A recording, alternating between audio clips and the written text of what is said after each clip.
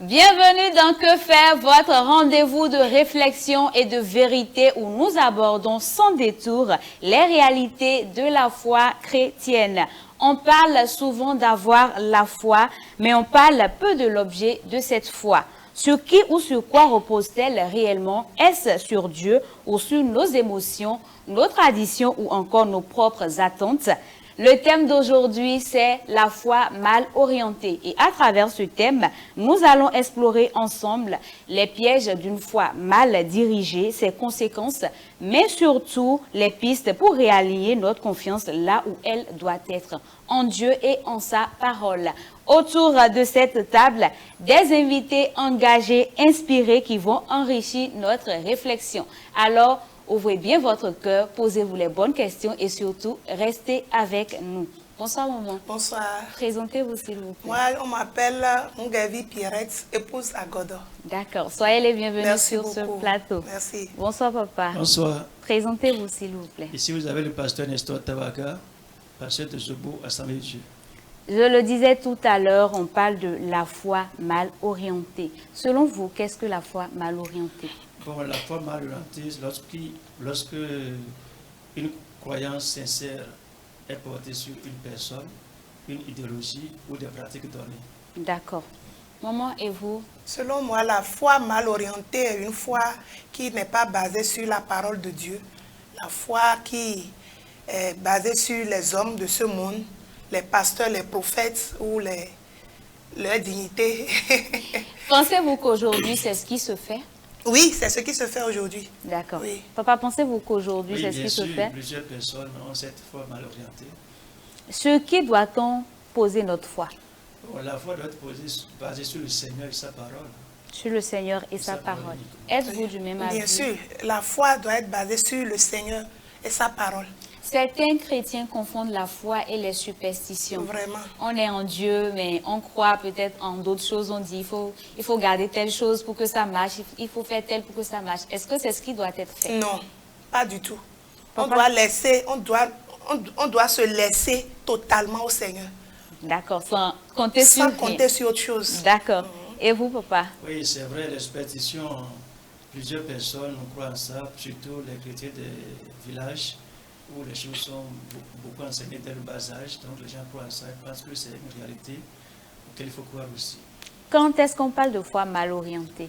Bon, une foi mal orientée, comme je viens de le dire, c'est une foi qui n'est pas fondée sur la parole du Seigneur, mais qui est fondée sur une idéologie, une personne ou des pratiques données. Est-ce qu'il y a un signe pour montrer que cette personne-là est sur une mauvaise foi? Bon, les signes, ce qui est sûr, bon, on reconnaît cela par des attitudes envers la parole de Dieu, ou envers même la personne ou les pratiques données aussi. D'accord. Son attachement. D'accord. Maman, y a-t-il des signes visibles pour comprendre que cette personne n'a pas la foi qu'il faut? Oui, ces personnes ont l'habitude de parler souvent. Ils ne parlent pas souvent de la parole de Dieu ni de Jésus. Parfois, ils disent nos ancêtres. Parfois, ils disent les morts ne sont pas morts. Ils disent des choses qui ne sont pas conformes à la parole de Dieu. J'ai un exemple. Oui. Il y a un frère qui va tout le temps à l'église Oui. et il dit qu'il veut avoir un emploi. Mais il ne fait que prier Dieu. Mais il ne va pas déposer des CV. Est-ce que dans ce cas aussi, c'est une foi parce qu'il dit qu'il croit en Dieu, que Dieu va lui donner ce qu'il faut? Non. Ça, ce n'est pas une foi. Ça, c'est Il pas une faut d'abord déposer les dossiers et espérer. Prier et espérer maintenant. D'accord. Et vous, papa? Oui, d'abord, Dieu dit de demander, de chercher, et de taper à la porte aussi. Donc, sans faire ces trois choses, Dieu ne pourra rien pour toi. C'est ça. Est-ce que dans les épreuves, la foi ne pourrait pas être mal orientée? Parce que tu traverses des situations, tu te sens mal et tout, mais une personne vient te dire, si tu sais, tu crois en Dieu, mais si tu utilises telle chose, ça peut marcher. C'est Dieu même qui l'a dit, c'est Dieu même qui l'a dit. Dans l'Ancien Testament, voilà, ça se faisait comme ci, comme ça. Oui, c'est vrai qu'il y a des risques, mais en ce temps, il faut que tu sois une personne mature pour savoir en qui tu as foi.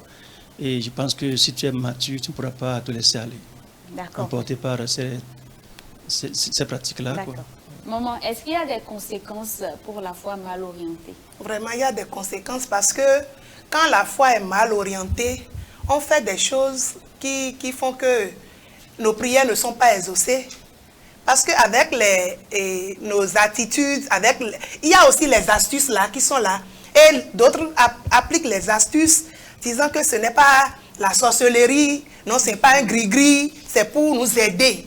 Là, ce n'est pas du tout bon. D'accord.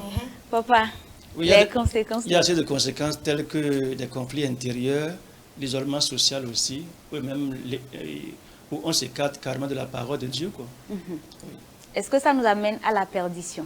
Bien sûr, à la perdition totale parce qu'on n'est plus sur la ligne droite, Seigneur. D'accord. Il y a des gens qui ont confiance en leur pasteur, qui ont foi en leur pasteur. Au lieu de prier Dieu, peut-être dans des situations, ils se confient au pasteur. Est-ce que c'est mal? C'est très mal. Il faut qu'on se confie au Seigneur. Il faut qu'on se confie totalement à notre Dieu. Et là, lui, il a la solution. Et prions, demandons l'aide de Dieu. Par là, le Seigneur va nous aider. Mais quand on se confie totalement à l'homme de Dieu, il y a des chrétiens comme ça, on ne prie pas, on ne se confie pas à Dieu, on ne lit pas la parole de Dieu pour comprendre ce que le Seigneur veut nous dire. Mais on est là à dire, le pasteur va prier pour moi. Le pasteur est devenu Jésus sur la terre pour les chrétiens d'aujourd'hui. Est-ce que ce n'est pas de l'idolâtrie? Bon, pas de l'idolâtrie, mais c'est juste des erreurs. Ce sont des erreurs qui font que les hommes ne seront pas équilibrés par rapport à la foi. Et en plus, ils n'auront pas gain de cause, quoi, par rapport à ce qu'ils cherchent. Et surtout encore, si un jour le pasteur est en erreur, ils seront tous en erreur parce qu'ils ont fondé leur foi sur cette personne-là. Est-ce que ce n'est pas aussi un défaut d'enseignement? Exactement. Il faut que l'enseignement oriente les cœurs et les pensées vers le Seigneur Jésus. Êtes-vous du même avis? Oui, je suis d'accord avec le pasteur. Il D'accord. faut que les hommes de Dieu nous enseignent la parole de Dieu.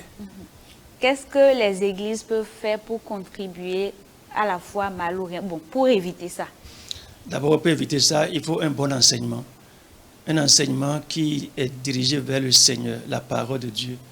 Il ne voudrait pas que les gens soient enseignés de manière à mettre leur confiance en leur pasteur ou à leur dénomination surtout, mais au Seigneur, Jésus-Christ. D'accord. Maman et vous? Oui, il faut un enseignement surtout. Surtout ça. Et de nos jours, nos fidèles d'aujourd'hui n'aiment plus les enseignements. Ils sont là pour la prière. Ils ne viennent plus aux enseignements. Surtout si on va dans les églises aujourd'hui, maintenant, les mercredis soirs, il y a des enseignements là, mais nos fidèles ne viennent pas. Il y a le pasteur et quelques-uns, et ils sont là le dimanche pour la prière. Sans l'enseignement, vraiment. Maman, est-ce qu'un chrétien peut avoir recours pratique? Jamais. Papa, êtes-vous du même avis? Non, ce n'est pas possible. Ce n'est pas possible. Ce n'est pas possible. Je suis malade. Je suis sur la terre. Oui. J'ai besoin peut-être de tisane, de feuilles, de ces choses-là. Et si j'ai recours à un... Non, il est vrai que tout ce que Dieu a créé peut nous être utile, Oui. tel que les plantes et autres choses aussi. Mais quand on ajoute quelque chose à cette chose-là, des choses qui ne sont pas, c'est-à-dire crédibles, peut-être avec des pratiques un peu diaboliques, il faut éviter ça. Mais si c'est uniquement des plantes, des choses créées par Dieu, cela nous sera utile pour notre bien-être. Maman, vous êtes Oui, du même je suis avis? d'accord avec papa. Et avec nos plantes aujourd'hui, on peut être guéri et accompagner cela avec la prière aussi.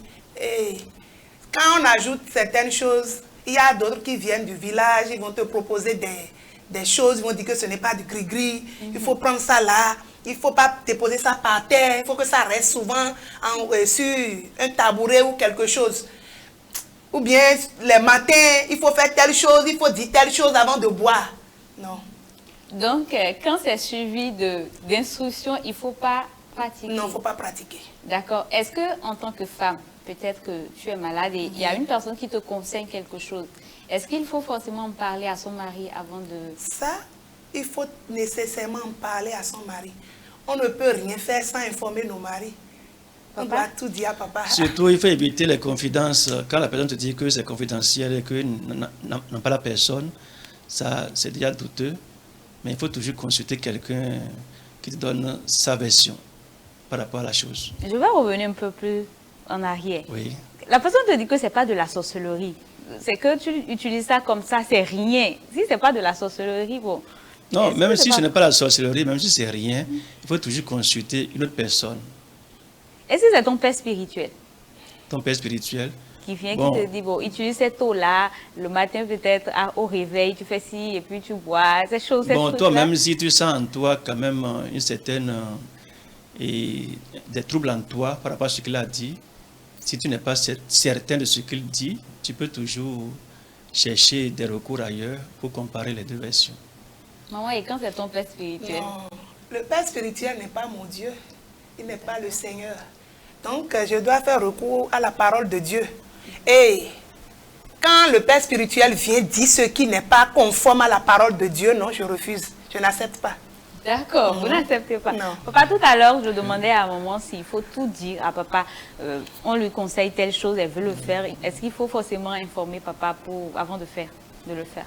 Bon, ils sont une seule chair et donc les deux doivent collaborer en toutes choses pour surtout éviter d'être emportés parce qu'ils constituent des aides l'un pour l'autre. Donc, et si c'est une aide, il faut nécessairement que cette aide-là te soit utile, qu'il n'y ait pas de confidence entre ces deux personnes. Et si c'est le contraire, donc ça veut dire que papa aussi a le devoir d'informer sa femme? Non, les femmes nous sont très utiles et Dieu les utilise beaucoup. Et lorsque la femme, elles ont une intuition quand même qui permet de discerner et de pouvoir dire à l'homme, ah, ce que moi je vois n'est pas normal par rapport à ce que tu dis. Donc, elles sont très utiles. Donc, papa doit aussi Informer maman. Oui. D'accord. Si vous avez un conseil aux hommes qui ne font pas encore de confidence à leur femme, bon, vice-versa, dans le couple, ce serait lequel? Il faut qu'on se parle entre nous. Faut pas qu'il y ait de confidence entre nous. Nous sommes devenus une seule chair. On doit se dire tout. Je dois dire tout ce qui est dans mon cœur à mon mari. Lui expliquer ce que je vis, ce qui me fait mal. Il doit comprendre et m'aider. Même quand c'est mal? Oui, je dois dire ça. Oui, il est très facile de déraper lorsque tu penses que tu es aussi sage que tu n'as plus besoin de ta compagne ou de ton compagnon. Donc, le Créateur sait pourquoi il nous a mis ensemble. Et il est bien dit que la femme est une aide pour l'homme. Quelles que soient tes compétences, tes connaissances, tu as besoin d'elle à un moment donné pour maintenir ton équilibre.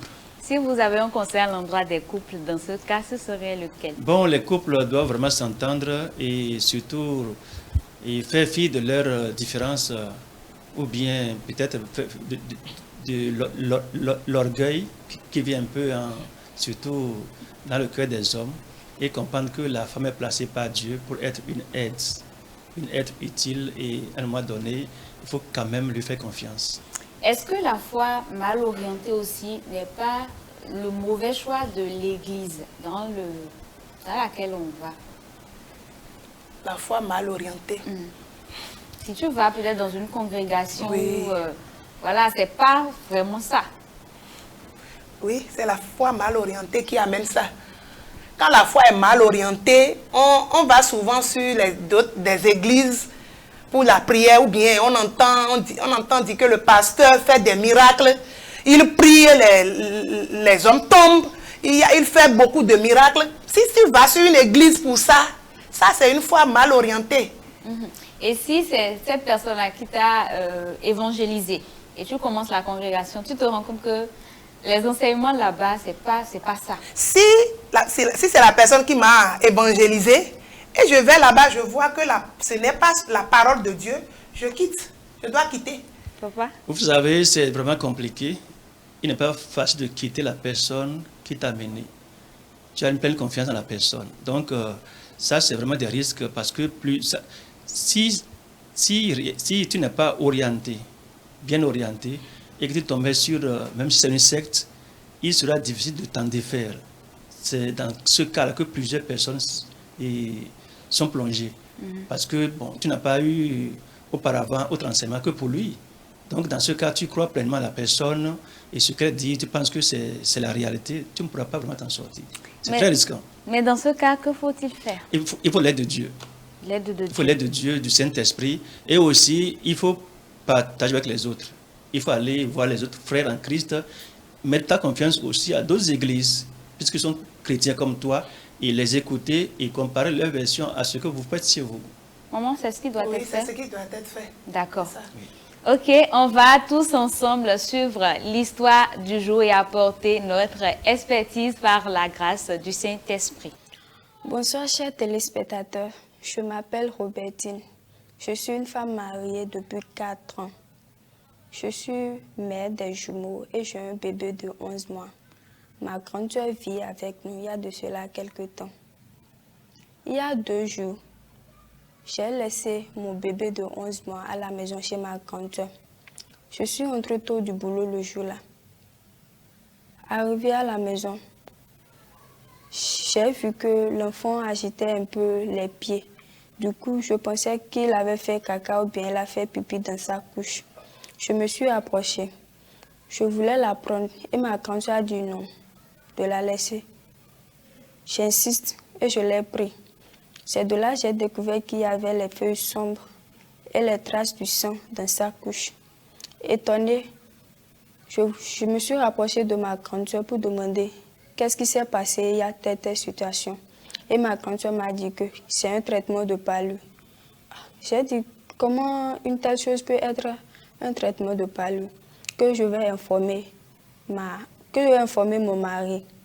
Et ma grand-soeur a dit non, de ne pas l'informer, que dans leur église, elle a une mère spirituelle qui a dévoilé le secret que mon mari est dans un secte.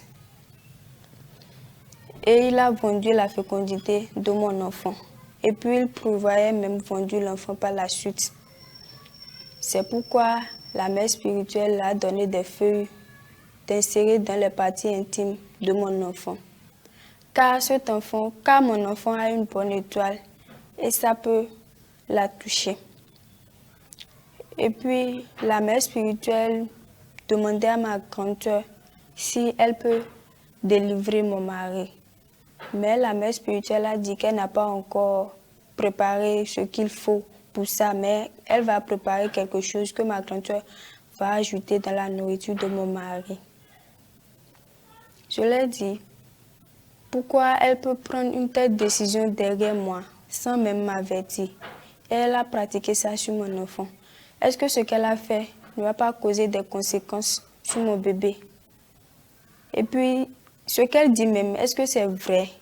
Ce qu'elle dit avec sa mère spirituelle, est-ce que c'est vrai ou pas? Donc je suis confuse. Je demande que faire.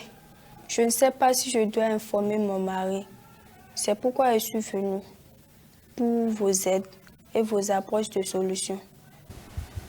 Nous sommes de retour sur ce plateau et comme nous, vous avez suivi l'histoire du jour. Papa, que pensez-vous de cette histoire? Et vraiment, c'est un problème très délicat. Délicat parce que ce que la grande sœur a fait dépasse l'imaginable. D'accord. C'est incroyable. D'accord. Maman? Vraiment, l'histoire là, l'histoire m'a fait peur d'abord. Et une grande sœur ne peut pas faire ça à sa nièce. Vraiment, l'histoire m'a d'abord troublée parce que j'ai aussi des enfants. Et ma grande sœur va venir chez moi et agir ainsi vraiment. D'abord, est-ce que c'est possible que les membres de la famille, quand tu es déjà marié, viennent te rendre visite comme ça et passent du temps? Non. Ah bon? Ce n'est pas possible. Tu viens, quand les membres de la famille viennent chez moi, dans mon foyer, bon, il faut quelques jours, 2 à 3 jours, ils peuvent partir. Mais pas des mois, des années. Pas des mois, des années, non. Je suis dans mon foyer. Vous êtes du même avis? D'abord, il faut d'abord savoir qui vient chez toi. La personne qui vient chez toi, il faut la connaître. Et quand tu n'as pas confiance en la personne, parce que tu apprends un peu d'elle sur ses pratiques et ses manières de vivre, ce n'est pas la peine de la garder chez toi pour longtemps. D'accord. Peut-être juste un ou 2 jours et puis elle peut partir. Elle a laissé son enfant avec sa grande sœur. Oui. C'est normal d'avoir confiance, n'est-ce pas? Jusque-là, c'est bon. Jusque-là, c'est bon. C'est pas mal. D'accord. Oui. Le comportement de la grande sœur. Est-ce que ça se fait de soigner les gens sans informer les parents, les enfants sans informer les parents, même quand il y a urgence? Ce que la grande sœur a fait là, c'est extrêmement grave, comme je l'ai dit. Parce que d'abord, c'est mauvais quoi. C'est mauvais. On va repartir sur son église. Elle a dit que c'est sa mère spirituelle lui a instruit de le faire. Mais la grande sœur ne peut rien faire sans le consentement de sa petite sœur, ni du mari de sa petite sœur. Parce qu'il est venu vers eux et la petite sœur a eu confiance en elle et elle lui a laissé sa fille. Normalement, avant de faire quelque chose, n'importe quoi, elle doit d'abord informer sa petite sœur ou son mari. Normalement, elle doit informer sa petite sœur. La petite sœur va informer le mari. Si le mari accepte, si ce qu'elle veut faire est normal, bon, elle peut faire ça. Aujourd'hui, on lave nos bébés avec les tisanes. Ça se fait. Des feuilles, on prend des feuilles, on prépare et on lave nos enfants avec. Mais laver les enfants avec les tisanes et tout ça. Oui. La mère spirituelle qui a dit à la grande sœur de prendre des feuilles, de mettre dans les parties intimes de l'enfant. Est-ce que cette pratique-là est catholique? La mère spirituelle et la grande sœur, elles ont des idées qu'on ne comprend pas. Elles ont quelque chose. Sinon, une mère spirituelle, elle a quoi à dire dans le foyer de la petite sœur de sa fille spirituelle? Rien n'a rien là. Papa, vous êtes du même avis que moi? Oui, comme elle vient de le dire, ce n'est pas clair. Ces deux femmes-là ont des liens quand même qui ne sont pas clairs, quoi. C'est sûr qu'elles sont dans une secte ou bien elles veulent agir autrement contre ce couple-là et son bien-être. Mais la mère spirituelle a dit que le mari est dans un secte. Ce n'est pas vrai. Déjà, leur pratique montre que ce n'est pas vrai. Même si c'était vrai, ce n'est pas comme ça. Il faut procéder. Déjà, ce qu'elle veut faire là, ça montre qu'elles ne sont pas propres ni claires. D'accord. Comment vous pensez la même chose que papa? Oui, ce n'est pas clair ce qu'elle est en train de faire. Si le mari est vraiment dans un secte, il faut informer sa femme. En tant que grande soeur, tu appelles ta petite soeur, tu lui dis, mais c'est ce que ma mère spirituelle a dit. Mais la mère spirituelle, elle a su ça comment? Peut-être pas une révélation. Non. Elle veut détruire le foyer de la petite soeur seulement. La mère Non. spirituelle peut avoir des révélations. Des révélations, même quand il y a révélation, elle doit voir la personne elle-même. C'est ça. La petite soeur elle-même pour lui dire, voilà ce que j'ai vu sur ton mari. Et ensemble, elles vont analyser ça et voir les voies et moyens pour que la solution vienne, quoi. Est-ce que l'Éternel peut révéler à une autre personne que mon mari est dans quelque chose qui n'est pas bien? Est-ce que c'est possible? Moi, je ne suis pas sûre de ça. Le Seigneur peut révéler à la femme. S'ils sont vraiment chrétiens, le Seigneur va révéler ça à la femme. Et la femme saura que mon mari fait telle pratique. Mais elle peut encore suivre son mari, voir la manière dont il agit, la manière dont il fait des choses. La femme doit surveiller ça et voir si c'est réellement ce que je suis en train de voir. Sinon, il y a des fois, il y a des rêves, il y a des révélations qui sont un peu floues. On ne comprend pas et on agit mal. D'accord. Et vous, papa? Ce qu'elle dit est vrai, mais ce n'est pas régulier que la femme sache exactement ce que le mari fait. Le mari peut lui cacher des choses. Et si elle-même n'est pas une femme spirituellement mûre, elle peut ne pas savoir. Et Dieu peut donc révéler les secrets à une autre personne qui est spirituelle. Mais la personne qui est spirituelle, qui reçoit cette révélation, saura comment, aussi reçoit la sagesse nécessaire pour que les solutions viennent à partir de cette révélation-là. En temps normal, comment aurait dû agir la mère spirituelle si éventuellement c'était vrai? D'abord, si c'était vrai, il faut d'abord la prière. Elle doit prier beaucoup et demander au Seigneur la sagesse qu'il faut pour toucher la femme. Et peut-être même pas elle seule, elle peut trouver une autre personne qui l'accompagne. Et dans la prière, elle touche la femme, elle lui dit les choses. Et puis, ils vont procéder aussi à la prière jusqu'à ce que Dieu apporte une solution. La mère spirituelle a dit à la grande sœur qu'elle était en train de préparer un truc pour délivrer aussi le mari. La délivrance, est-ce que c'est comme ça que cela se passe? La délivrance, elle n'a pas besoin de préparer quelque chose avant de délivrer quelqu'un. Non, ce n'est pas la prière qu'on délivre quelqu'un. Elle peut, comme le pasteur l'a dit, elle peut informer la grande sœur et avec la prière, les deux vont d'abord prier avant d'informer la petite sœur. Et par là, elles vont rester ensemble et prier, des jeûnes et prières. Et là, le Seigneur va faire le reste. Donc, il y a eu un problème de manque de sagesse. Manque de sagesse. Papa, et vous? Ce n'est pas manque de sagesse. Il y a quelque chose de caché là. Dire qu'elle prépare une délivrance pour le mari, ce n'est pas vrai. Au contraire, c'est un problème d'ordre spirituel, mais qui ne dit pas son nom. Ce qu'elle veut faire là, ce n'est pas une délivrance, mais c'est pour juste le noyer. Elle n'a pas encore parlé. Il y a des secrets. D'accord. Oui. Et comment doit-elle se comporter à présent parce qu'elle n'a pas informé son mari. Elle ne sait pas quoi faire. Voilà, on dit que son mari est dans une secte. Elle doit informer le mari. Parce que ce que la grande sœur a fait à la petite fille, vraiment, ce qu'elle a mis là maintenant, ça peut avoir des conséquences pour la fille. Et ça va causer d'autres choses, d'autres problèmes pour la fille demain. On ne sait pas. Mais elle doit informer le mari. Informer le mari, et si le mari, voilà, la colère le prend et qu'il décide d'emprisonner la petite sœur. Là, la petite sœur saura comment parler à son mari. Ok, papa. Bon, au point où ils sont, il faut que le mari soit informé. Et je crois qu'avec la sagesse et le concours d'autres personnes, ils sauront régler le problème. La sagesse et le concours d'autres personnes. D'autres personnes. Oui. Est-ce que d'autres personnes, impliquer d'autres personnes, oui, ne va pas gâcher des chrétiens, les non, choses? des chrétiens aussi. Des chrétiens qui peuvent le maîtriser et lui donnent des conseils nécessaires pour qu'il ne puisse pas détruire son foyer d'abord ou se détruire lui-même, quoi. Tout ça là. Même s'il était dans une secte, je pense que peut-être avec d'autres personnes, les choses vont se révéler et ils sauront comment l'aider. D'accord. Comment désormais se comporter envers cette mère spirituelle? Parce que voilà ce qui s'est passé. Et la petite sœur n'a aucun lien avec la mère spirituelle. Non. C'est la grande sœur. Oui. Là maintenant, la petite sœur doit se méfier de sa grande sœur.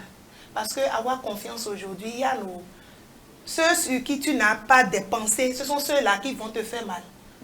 Là maintenant, elle doit savoir comment rester avec ses soeurs et ses frères. Surtout à la grande sœur là. Et elle doit tout faire. La grande sœur doit libérer la maison. Elle va partir. Mais c'est pas à cause du boulot qu'elle laisse l'enfant à sa grande sœur. Là aussi, c'est aussi un problème. Nous, maman, on doit savoir comment protéger nos enfants. Savoir comment protéger nos enfants. On doit tout faire. Le boulot, Le maman dit le boulot, c'est profond. C'est profond ce qu'elle dit. Oui. Comment faire? Parce que là, la femme, elle est obligée de laisser l'enfant, le bébé, à quelqu'un pour pouvoir aller au boulot. À quelqu'un d'autre, mais pas la grande sœur. Ce qu'elle a découvert là, ça suffit déjà que la grande sœur quitte la maison. Sinon, si jamais elle croit que Dieu fera plus que ça, ça dit qu'elle n'a pas compris la valeur de son enfant. Or, l'enfant est plus cher que même son travail. Et donc, on va dire que c'est Dieu qui a voulu qu'elle le sache. C'est déjà une manière venant de Dieu pour que l'enfant soit préservé. D'accord. Oui. On ne peut pas dire que c'est une manière venant de Dieu pour que l'enfant soit préservé. Est-ce que c'est vraiment ça? C'est vrai. Nous faisons des choses vraiment. Avant de faire toutes choses, on doit parler à Dieu, prier. Et le Seigneur va nous orienter. C'est tellement que le Seigneur n'est pas d'accord pour que la grande sœur vienne garder la fille. Elle doit prier, demander la volonté de Dieu. Si c'est possible, le Seigneur va accepter. En tant que mère, quel conseil pourrez-vous donner à nos chers téléspectateurs qui ont des bébés et qui confient souvent leurs enfants à d'autres personnes? Sachez à qui confier vos enfants. Nos petits temps, ils sont à protéger. Papa et vous, quel conseil? Oui, souvent les foyers ou bien les couples amènent même des enfants inconnus. Et tous les enfants sur les rues, on dit, bon, c'est l'enfant qui doit enfant placé, qui garde. Non, c'est très risquant. Parce qu'il y a des enfants qui ont des esprits, des mauvais esprits. Vous ne savez pas si elle est une fillette déjà minée par d'autres choses. Alors, c'est très risquant que de confier votre maison, vos enfants, à une personne inconnue, étrangère à vous. C'est délicat ça. Oui. Est-ce qu'avant de prendre quelqu'un, il faut forcément procéder par la prière, demander la volonté de Dieu pour qu'il n'y ait pas de petits soucis après? C'est vrai, parce qu'en réalité, il faut prier d'abord. Après que tu as prié, tu prends la personne, tu dois observer la personne et voir ses manières de faire. Est-ce qu'il n'y a pas de doute dans ses pratiques? Est-ce qu'il n'y a pas des pratiques un peu qui sont inacceptables, quoi? D'accord, papa. Maman, quand le mari sera informé, est-ce que la première démarche, ce n'est pas aller vers cette mère spirituelle-là, d'abord pour lui poser les bonnes questions? Je pense que le couple-là est un couple chrétien. Avant d'aller vers la mère spirituelle, ils doivent en parler à leur pasteur ou à leur père spirituel. Et là, le pasteur peut les guider. Mais le pasteur même peut être là pour la suite. C'est bien dit. D'abord, il faut impliquer le pasteur. Il faut que les deux pasteurs s'asseyent pour dialoguer et savoir de quoi il s'agit. Je pense que les deux pasteurs étant mis ensemble, ils peuvent discerner et voir pourquoi de telles pratiques. Quoi. À quel moment impliquer la famille? La famille, non. Pour l'instant, c'est les pasteurs. Il faut que les pasteurs étudient la chose, pas la famille. Les familles peuvent se laisser aller à la dérive, à la violence, mais les pasteurs seront avec la sagesse de Dieu comment réparer la situation. Maman, est-ce qu'il ne faut pas impliquer la famille dans tout ça? Non, il ne faut pas impliquer la famille parce que la famille du mari, ils ne seront pas d'accord avec la grande sœur. Parce que c'est leur petite fille, ils ne seront pas d'accord, ça peut amener d'autres choses. Il faut impliquer les pasteurs d'abord. Mais ils sont des sœurs. Ils sont des sœurs. Les parents. Bon, leurs parents à eux, pas les parents. Sans même informer les parents seront au courant. Comment? Comment? Bon, c'est vrai, de bouche à oreille, ça peut sortir. Oui. Même si ça sortait, qu'ils aient le courage de faire telle affaire et de le confier à leur pasteur. C'est très risquant que la famille s'y mêle. Mais c'est ma maman, je peux au moins informer maman pour qu'elle sache. C'est ce que nous, femmes, nous faisons. C'est la maman, elle va informer premièrement. Ok. C'est ce que nous faisons. Là, elle appelle sa maman, elle dit à sa maman, c'est ce que grand-sœur vient de faire. Si la maman est une femme de sagesse, elle saura comment calmer la petite sœur. Et quand le mari revient, la petite sœur informe son mari. Si maman n'est pas chrétienne. C'est là le problème. Si maman n'est pas chrétienne. Oui, si maman n'est pas chrétienne, il faut toujours, comme je l'ai dit, voir le pasteur. Voir le pasteur. Toujours. D'accord. Donc, voilà l'histoire de notre sœur. Quels conseils pouvons-nous lui donner? Bon, pour cette sœur-là, d'abord qu'elle prenne le mal en patience. Et elle fait partie de sa grande sœur. Et elle tient le pasteur informé pour que le pasteur puisse prier pour l'enfant.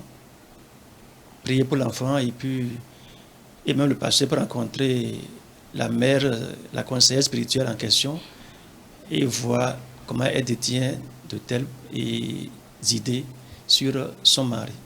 Papa, au lieu de faire partie la grande sœur, est-ce que ce n'est pas le moment de l'évangéliser et de la mettre sur la bonne voie?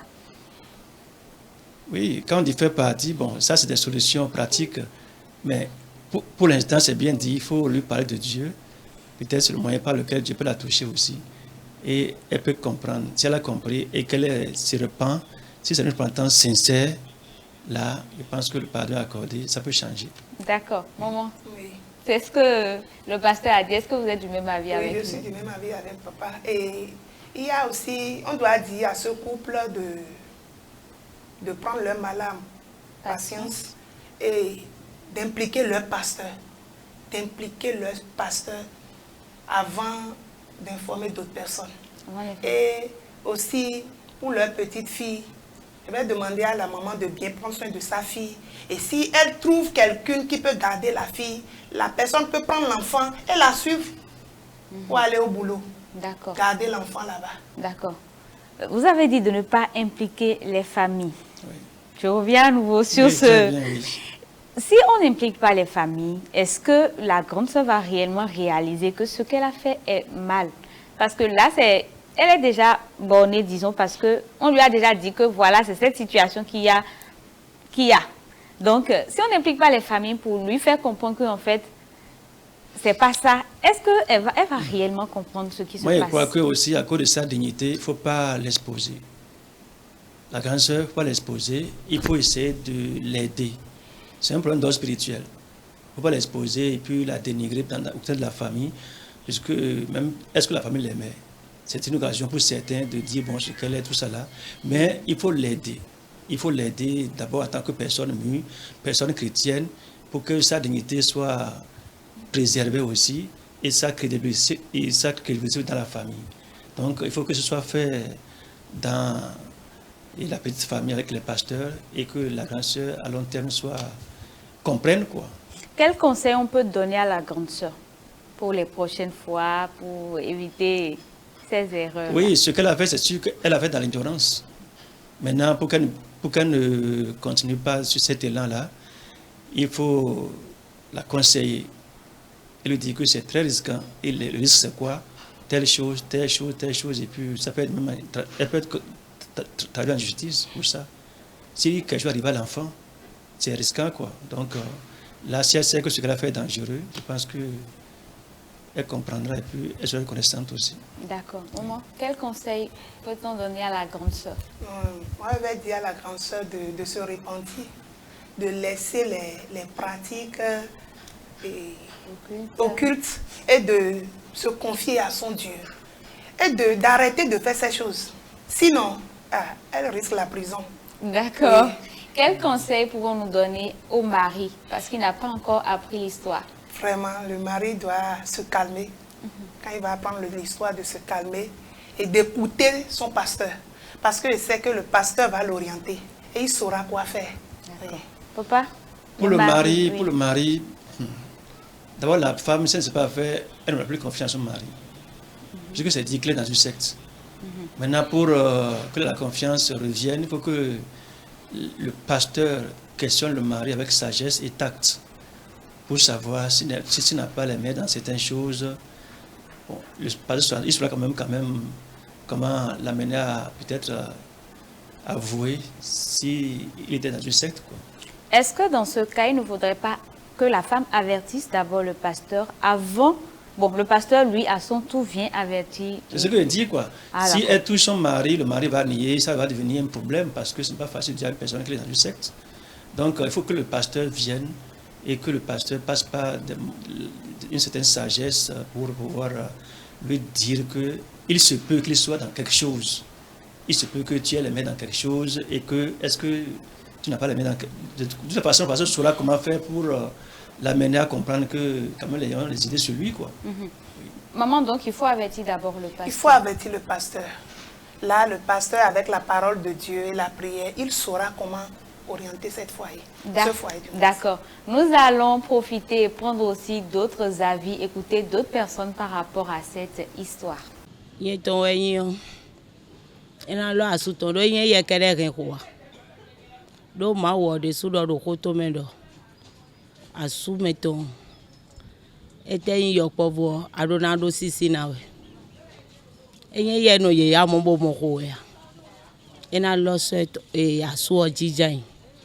Bonandonu asodo nu leleweje yena no kudoton boblo ntiro gudoton eno pa gigonu mawa ya sote lo sekme o file te kolitonde ndebu wu gan mawa nti wu gan mawa asote lo sekme o na ikoliteji bona khode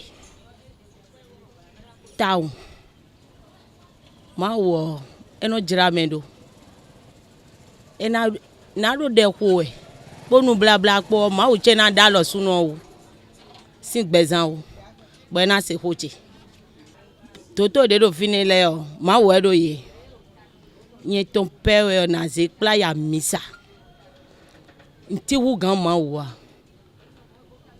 ma o fonu kukule do gbezi dan ko ma wu mi ton de senwe mi de ma chi yo do me ha nti ra chero biojia nti ati seka ati aze ati nti ra chero jiton do yen tun ma o dede o. Le moment où il devait dire ça à son mari, c'est la première des choses. Elle doit parler à son mari d'abord pour écouter le conseil de son mari. Moi, je suis un père de famille. Si ce que son mari va dire, c'est pas correct avec lui, là, il peut aller à l'hôpital. Maman, qu'est-ce qu'on peut dire à cette mère spirituelle? Les mères spirituelles de nos jours.